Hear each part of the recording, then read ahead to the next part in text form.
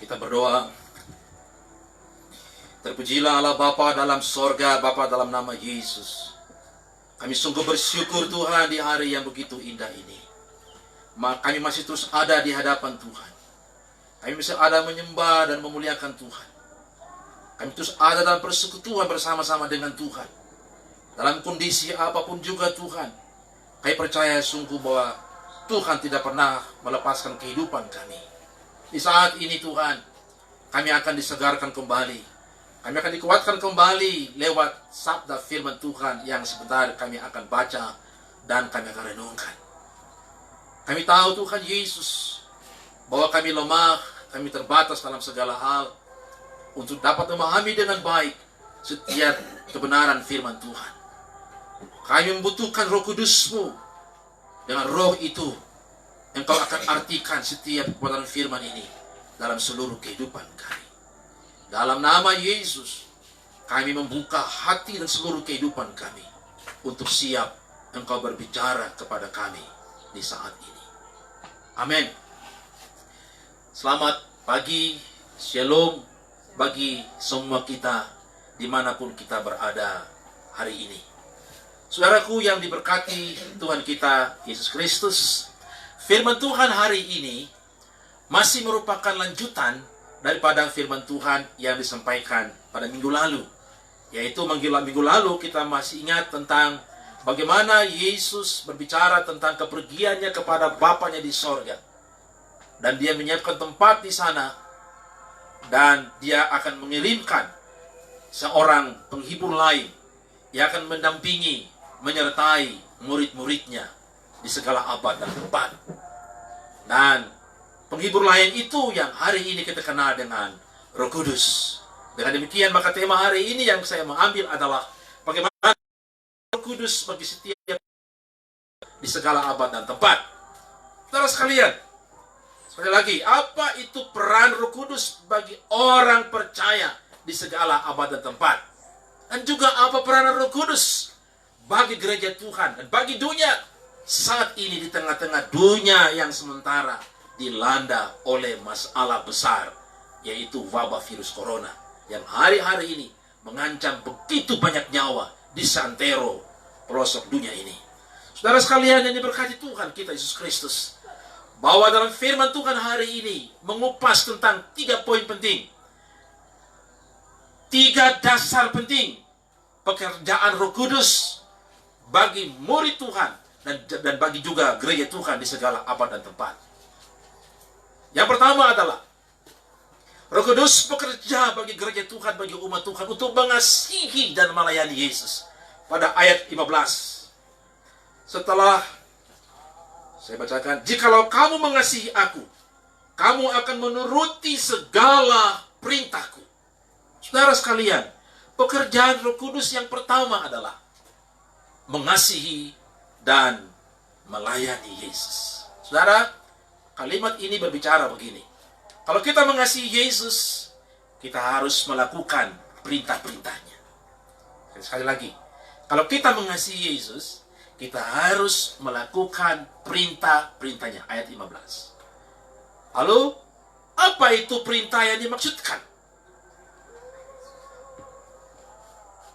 Ayat 12 itu dengan jelas dia berkata bahwa perintah yang dimaksud ialah melakukan pekerjaan-pekerjaan yang Yesus kerjakan. Bahkan pekerjaan-pekerjaan yang lebih besar daripada itu. Saudara sekalian, itulah pekerjaan-pekerjaan yang harus kita kerjakan kalau kita mengasihi Yesus. Itu yang pertama. Saudara sekalian,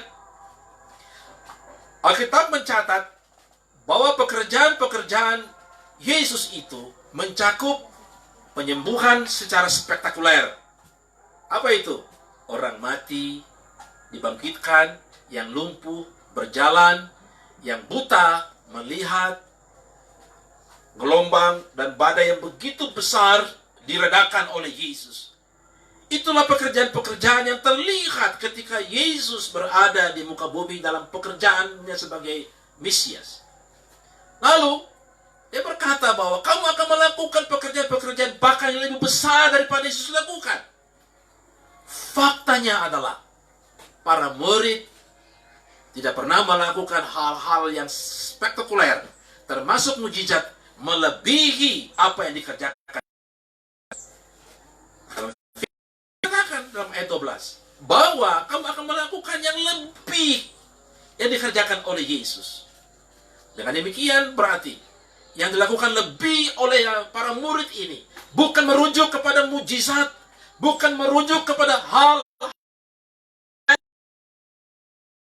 tapi merujuk kepada pekerjaan yang paling utama daripada pekerjaan Roh Kudus itu sendiri dalam diri Yesus Kristus. Apa itu, saudara? Pekerjaan utama Yesus adalah, misi utama Yesus itu adalah dia menggenapi Missio Dei, yaitu tindakan penyelamatan Allah bagi dunia melalui Yesus Kristus. Dia datang ke dalam dunia supaya dunia diselamatkan. Saudara sekalian, pekerjaan ini adalah pekerjaan yang tidak mudah. Pekerjaan yang cukup berat dan sangat berat. Roh daripada penginjilan itu sendiri adalah mencari yang terhilang. Ketika Yesus naik ke sorga, dia tidak berada lagi dalam dunia ini. Ketika Yesus dalam dunia ini, misinya itu hanya suku Yahudi. Namun ketika Yesus naik ke sorga, Roh Kudus turun. Penginjilan yang dilakukan, penginjilan tidak lagi berbicara terhadap golongan tertentu, suku tertentu, umat pilihan, tapi kepada Yerusalem, Samaria, Yudea, sampai ke ujung dunia. Akan melakukan perkara-perkara yang lebih lagi, sampai dimenangkan hanya untuk Yesus Kristus. Kita masih melihat bahwa ada begitu misionaris pergi ke seluruh dunia untuk tugas pewartaan perkabaran Injil ini. Yang sakit disembuhkan, yang lumpuh berjalan, yang buta melihat. Saudara sekalian, saat ini kita berhadapan dengan ada begitu banyak orang yang terhilang. Terhilang di tengah-tengah bencana, terhilang di tengah-tengah sakit penyakit, terhilang di tengah-tengah cobaan-cobaan hidup. Dan untuk mencari yang terhilang itu, saudara sekalian, saudara dan saya dipanggil untuk misi ini. Kita butuh Roh Kudus untuk menjalankan tugas misi perkabaran Injil yang begitu luar biasa ini. Yang kedua, Bapak Ibu yang diberkati oleh Tuhan kita Yesus Kristus, bagi Tuhan dan bagi orang percaya adalah supaya kita hidup dalam kebenaran. Ayat 16-17. Aku akan meminta kepada Bapa, dan ia akan memberikan kepadaku seorang penolong yang lain, supaya ia menyertai kamu selama-lamanya. Saudara sekalian, dunia menolak Yesus, bahkan membunuh Yesus karena dunia berdosa dan tidak ada kebenaran di dalamnya. Itu sebabnya maka Mazmur pasal 143 ayat 2 dia berkata demikian, janganlah berperkara dengan hamba-Mu ini, sebab di antara yang hidup tak seorang pun yang benar di hadapan-Mu. Di antara yang hidup di muka bumi ini, tidak ada yang benar. Pertanyaannya adalah, lalu bagaimana supaya manusia dapat dibenarkan? Paulus dalam 2 Korintus pasal 5 ayat 21 dia berkata bahwa di dalam Dia, yaitu Yesus Kristus, kita dibenarkan oleh Allah. Saudara sekalian, Yesus tidak pernah menulis pengajarannya, sekalipun dia pandai menulis. Tidak sama seperti nabi-nabi yang lain, katanya buta huruf, tapi bisa bikin sebuah kitab. Yesus tahu tulis dengan baik, dia tahu baca dengan baik, tapi dia tidak pernah menulis pengajarannya untuk bisa dibukukan. Yesus juga bisa memerintahkan untuk menuliskan perkataan-perkataannya, karena terbukti bahwa dia punya otoritas itu. Di sekitar dia itu ada banyak penulis Yang bisa jadi dia perintahkan mereka untuk tuliskan apa yang keluar dari mulutnya. Dia punya otoritas untuk bisa memerintahkan orang menulis perbuatan-perbuatannya. Dia tidak melakukan itu. Tapi ia memerintahkan para muridnya untuk mewartakan kepada segala bangsa apa yang mereka lihat, apa yang mereka rasakan tentang perbuatan Yesus. Bahwa yang sakit disembuhkan, yang lemah dikuatkan, yang buta melihat, angin akan. Saudara sekalian, Yesus memberitakan kepada para murid supaya wartakan apa yang kamu lihat, apa yang kamu rasakan. Wartakan bahwa ada satu orang yang pernah hidup bersama-sama dengan kau, yang bernama Yesus Kristus yang dari sorga itu. Ini saudara sekalian, oleh otoritas Roh Kuduslah, maka semua ajaran dan hidup Yesus itu dibukukan menjadi sebuah kitab yang berotoritas. Saudara sekalian, saat ini ada sekitar 1.200 bahasa dan dialek Alkitab di seluruh dunia. Menarik.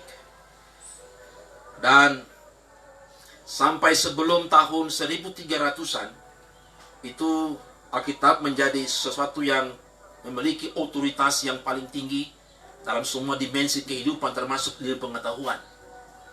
Tapi setelah itu, setelah kemunculan Galileo dengan teori heliosentrisnya, meruntuhkan konsep gereja dengan teori geosentrisnya. Pada saat itu, Alkitab seolah-olah para saintifik menganggap bahwa Alkitab tidak lagi up to date bagi pengetahuan. Alkitab dipandang sebuah buku usang. Alkitab dipandang sebagai sesuatu yang tidak dapat menjawab realita kehidupan manusia. Alkitab kehilangan otoritas di balik kemampuan akal pikiran dan teknologi manusia sejak tahun 1300-an sampai hari ini. Lalu bagaimana kita melihat teknologi hari-hari ini? Bencana alam, kesakitan, virus di mana-mana. Apakah Alkitab bisa menjawab masalah-masalah ini? Apakah Alkitab bisa menjawab kesakitan dan problematika dunia hari-hari ini? Saudara sekalian, inilah dunia memandang seolah-olah Alkitab hanya sebuah buku yang tidak mengandung sebuah kebenaran yang hakiki. Alkitab tidak memiliki otoritas ilahi apa-apa. Tapi tahukah saudara sekalian, Alkitab ditulis oleh saksi hidup. Mereka dituntun oleh kuasa Roh Kudus. Mereka diilhami oleh Roh Kudus, kata Paulus, untuk mereka menulis Alkitab ini tanpa salah dan tidak mungkin bersalah. Maka hari ini kita hidup dalamnya. Saudara sekalian, di tengah-tengah tantangan dunia hari-hari ini, apakah yang hari ini berotoritas dalam kehidupanmu? Otak kamu, pengetahuanmu, teknologi, ataukah firman Tuhan yang berotoritas penuh dalam seluruh kehidupan?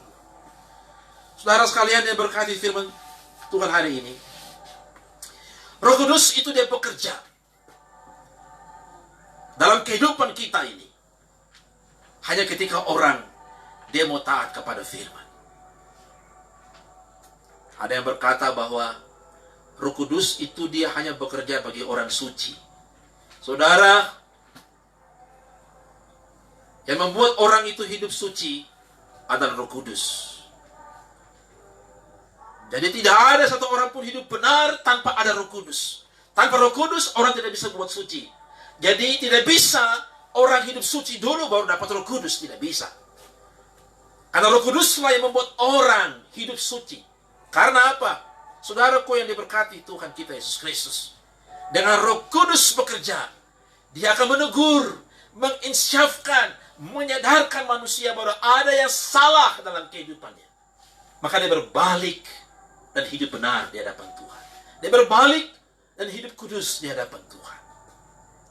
Saudaraku yang diberkati Tuhan kita Yesus Kristus, peran Roh Kudus bagi kehidupan gereja dan saudara saya itu adalah hidup benar di hadapan Tuhan. Roh Kudus tidak pernah bekerja di luar firman-Nya. Maka hanya orang yang taat kepada firman-Nya, di situ Roh Kudus bekerja bersama-sama dengan dia. Di luar tidak taat dengan firman, Roh Kudus tidak akan pernah bekerja bersama-sama dengan Anda. Yang kedua, saudara sekalian, Roh Kudus bekerja untuk menuntun kita hidup dalam kebenaran.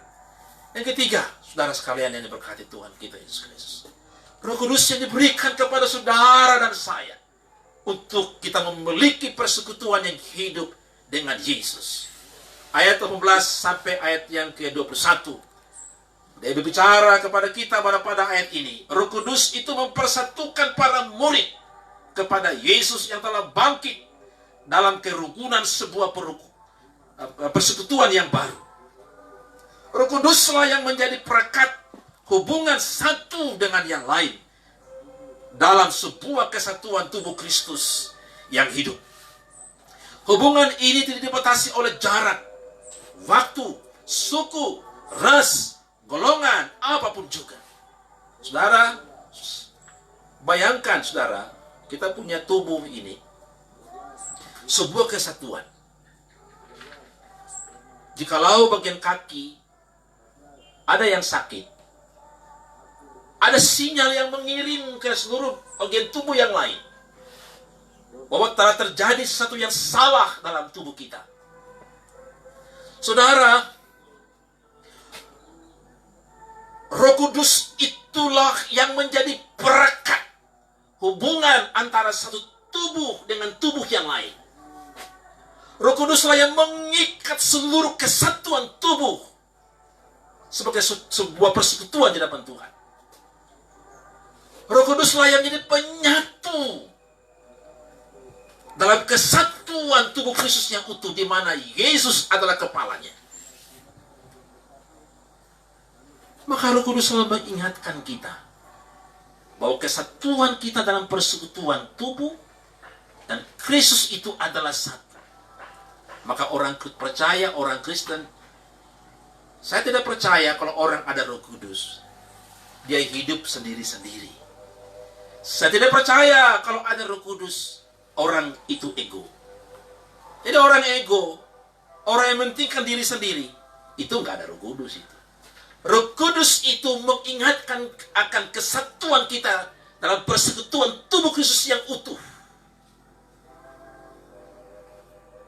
Tidak dibatasi oleh ruang dan waktu, jarak, suku, ras, dan golongan. Roh Kudus menyatukan semuanya dalam persekutuan yang begitu indah, di mana Yesus adalah kepalanya. Roh Kudus memiliki persekutuan yang hidup dengan Yesus. Saudara sekalian, tantangan terbesar kita akhir-akhir ini adalah kita sulit mewujudkan tubuh Kristus itu dalam satu persekutuan gereja Tuhan. Karena semua gereja harus dilakukan di rumah-rumah. Kita hidup terpisah satu dengan yang lain. Kita beribadah dalam rumah kita masing-masing. Pertanyaannya adalah, apakah itu tidak ada Roh Kudus? Saudaraku, hari ini firman Tuhan mengingatkan kita. Kita tidak sendiri. Ada satu pribadi daripada Tritunggal Allah, yaitu Roh Kudus, yang bekerja untuk menyatakan kesatuan kita itu bukan karena gedung, bukan karena banyaknya, bukan karena golongan, bukan karena tempat, tapi kita disatukan dalam roh, bersama-sama dengan Kristus. Di rumah, di tempat kita berbeda-beda, tapi kita bersatu di dalam roh, yaitu Roh Kudus. Roh Kuduslah yang mempersatukan. Maka ketika Anda mendengarkan khotbah firman Tuhan hari ini, dimanapun Anda berada, mungkin tempat-tempat yang jauh, kita tidak pernah bertemu tatap muka secara langsung satu dengan yang lain. Tapi Roh Kuduslah yang mengingatkan kita hari ini bahwa kita satu di dalam Tuhan. Mungkin secara tidak sengaja Anda membuka Facebook Anda dan Anda mengikuti khotbah firman Tuhan hari ini. Saudara sekalian, Roh Kuduslah menuntun kita untuk bersatu dalam Tuhan hari ini. sebagai tubuh Kristus yang utuh.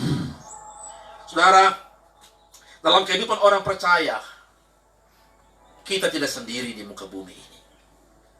Tuhan tidak naik ke sorga, tapi Dia memberikan Roh Kudus-Nya untuk bersama-sama dengan saudara dan saya. Mintalah selalu Roh Kudus untuk menuntun dan menyertai seluruh kehidupan kita, dimanapun kita berada.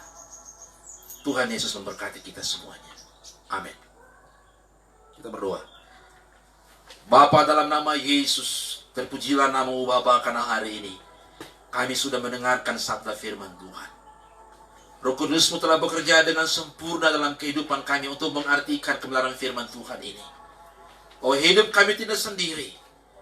Engkau selalu hadir dalam kehidupan kami melalui Roh Kudus-Mu yang mendampingi, menyertai seluruh kehidupan kami. Dalam nama Yesus, oleh Roh Kudus-Mu, Engkau terus menyempurnakan firman ini dalam seluruh kehidupan kami. Dalam nama Yesus kami berdoa. Amin. Bapak, terima kasih.